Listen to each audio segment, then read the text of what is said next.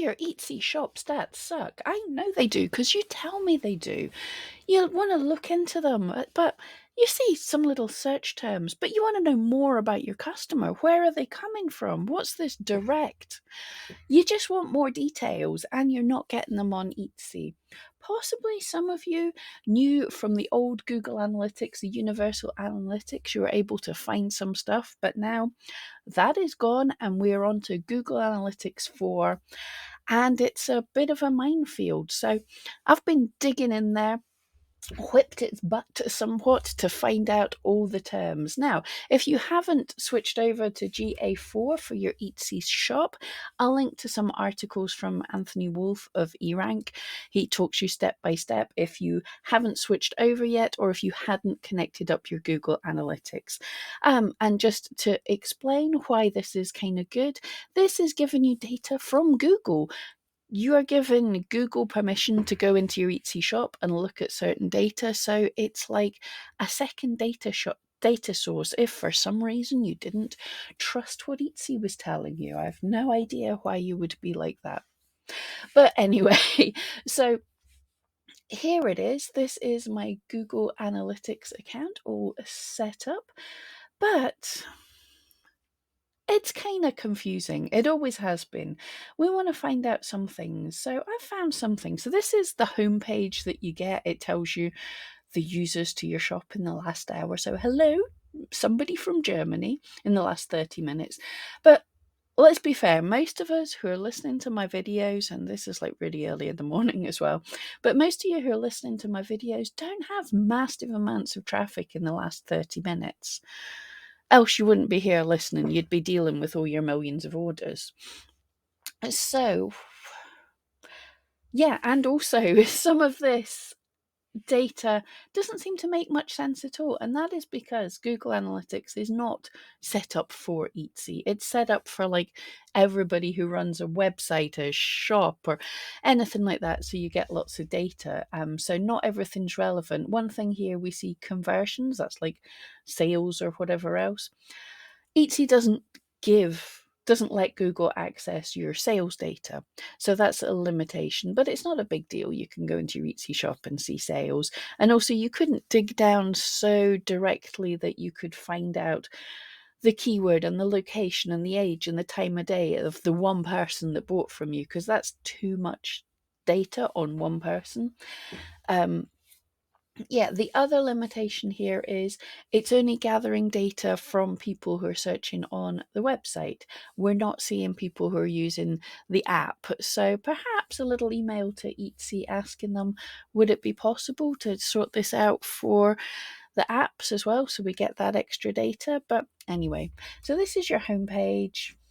It's good. It's not great. We get some things. So I can see on this time period, 139 people viewed my page. Not all these things totally make sense necessarily for an Etsy shop, but still, view search results are people who found my shop through using a search term. That's good to know. You can see the locations where they come from. That's handy to see. Page title as well, that is handy. Which listing did they look at? So there's obviously one that's really doing way better than the others. Again, that's cool, but there's not much data here. So I'm going to show you one place where you can find a lot of really handy data that's going to dig into those things that you really want to know. Where exactly have my customers come from that wasn't search? Because there's a lot of people come not from search. So what you want to do is here we go into reports. Thank you. So we're in the reports snapshot, which again shows you some stuff, but let's dig in deeper. So reports, engagement, events. This is what you want for just now. And we see, now this is kind of cool. You're seeing graphs. I like graphs. So we know that I like graphs. So you can see I don't have a whole lot of data, not just because I'm quiet and it's summer, but because I only connected up, about the 24th of June. So it's only gathering data from when I connected up. But you can see you get an idea of the proportion of visits I'm getting from search results. I think here is where I remembered to turn on it actually searching for search results. So this is a good reason. Go to the articles that Anthony from eRank has done, because if you don't set everything up, it's not going to be gathering the data. And it's, yeah, I've used Google Analytics a whole lot and I totally did that wrong. So you can see you won't get results if you haven't set it up properly, but I'm set up properly now. So we see this, it's kind of cool. The event name, how many people, well, how many times the event happened. It's not always, it's not always a view, because someone can come to your shop, look at things, and then go on and do other things. So event count per user. So people look at pages over once times. That's kind of cool. When people come to my shop from search results, they look around a little bit more. So that's all good. Again, is it data we can do anything with? Not really, but I do have some. Right, hope you're ready for this. This is kind of fun. We want some more granular data. So see this little plus mark that you probably ignored. I know I did for quite a while. Hit the little plus, and that's going to give you things. So if you click on them, custom keywords. Let's just do that, show what it does. So it is showing. Now you're only going to see this in view search results, but how many people came for each search result? Okay, that's cool. We've got that elsewhere on the list, but it's still, we're getting some of that data. What corgi gifts when people find it's pretty good. Good data, but we get keyword data from Etsy. I want more than that. So demographics. Now I don't have enough data gathered to actually show anything here, or I didn't last time I looked. Let's see. No data available. Either I've not set it up properly or I don't have enough data. General, I have no idea what that is. Don't have to know what everything is. You don't need to dig into everything. Geography is cool. So we saw it on the front page, but you can see where people, let's do some more pages here. You can see where people are finding you from. So cool countries, and also, United States are finding me from search results. Netherlands, get a wee idea there. Don't need to dig into this super hard, but that's kind of cool. Page screen, we will come back to this in a second. Platform and device, you can see what browser they're on. That's all cool. One thing I do like to see is what language are people viewing your shop page in. This is kind of handy to see. Now, I do know I have quite a few people, because I get messages in German. So this might give you an idea, especially if you're not an English language channel. Well, whatever channel, shop, whatever you are, is it going to be worth, because Etsy lets you do translations if you speak other languages. Would it be a good idea? Now, my German is terrible. So sadly I can't, but if you could speak German and you were getting a massive amount of views from people looking in German, would it be worth going in and checking the German translations were all right? So language is pretty cool. Where had I got to? Platform device. Yeah, so there's stuff there. The time, if you want to see the time of day they looked. The traffic source. Again, often when you're looking at traffic sources, you want to click first source medium, which is telling you where they've come from. Was it Google Ads, Pinterest, Google?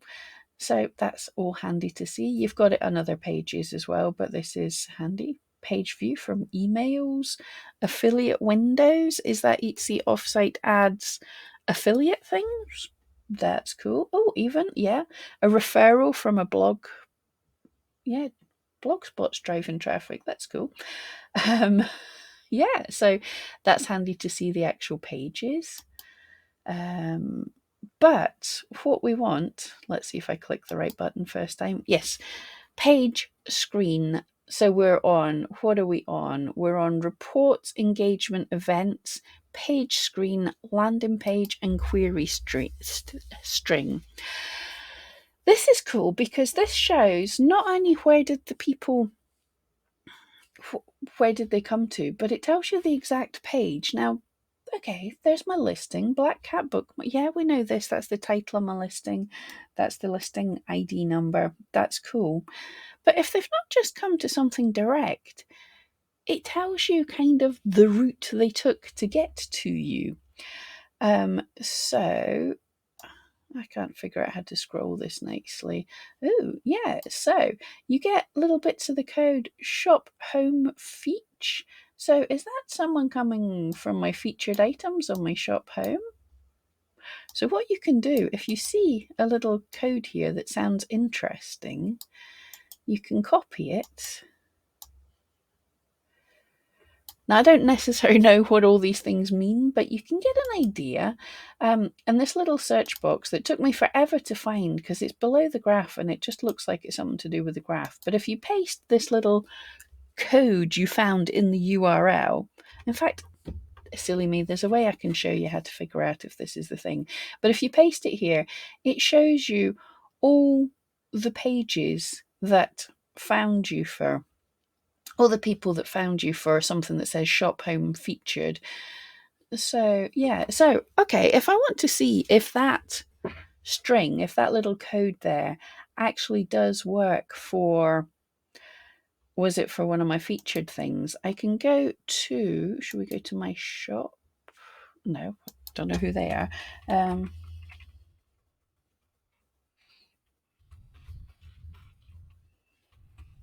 So I could go to my shop. Yes, I did mean my shop, thank you.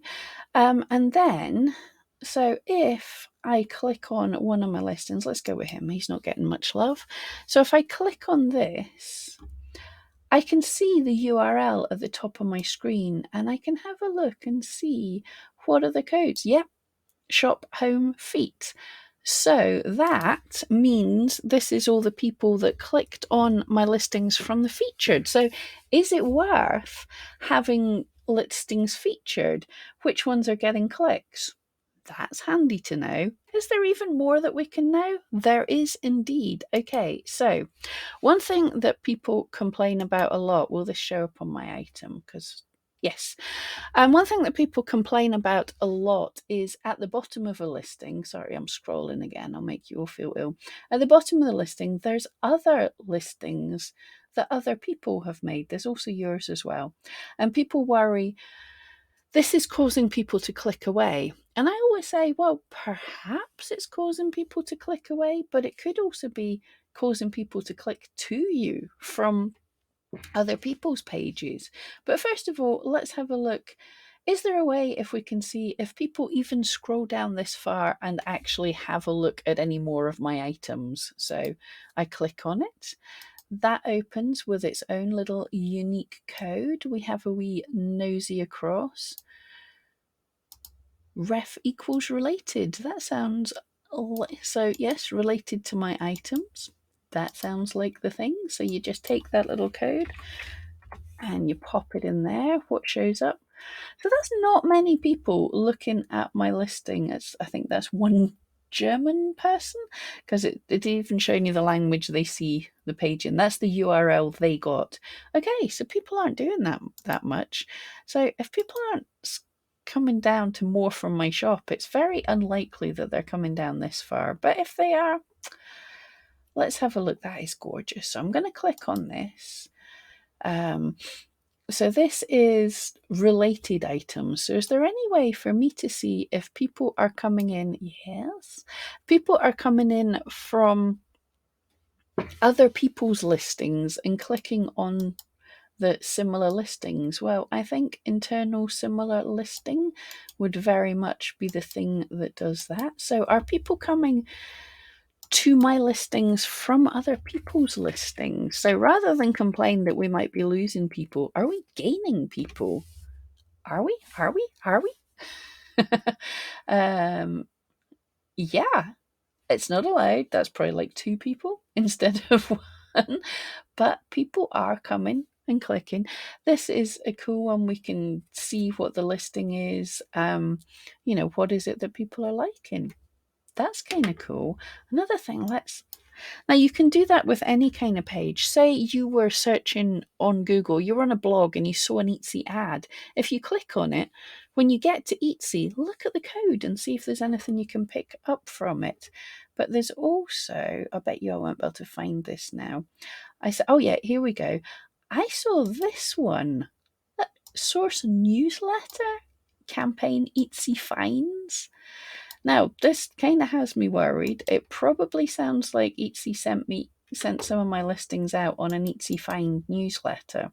I haven't been able to find it because my mailbox obviously blocks Etsy Finds mail. So, yeah, that's pretty good. I'm seeing stuff that's coming from a campaign and newsletter. Very cool. So you get to see that's happening. The thing that I'm kind of worried about with this, in the olden days, when Etsy posted one of your listings in a newsletter, whoa, you went viral for a couple of days. Like sales were crazy.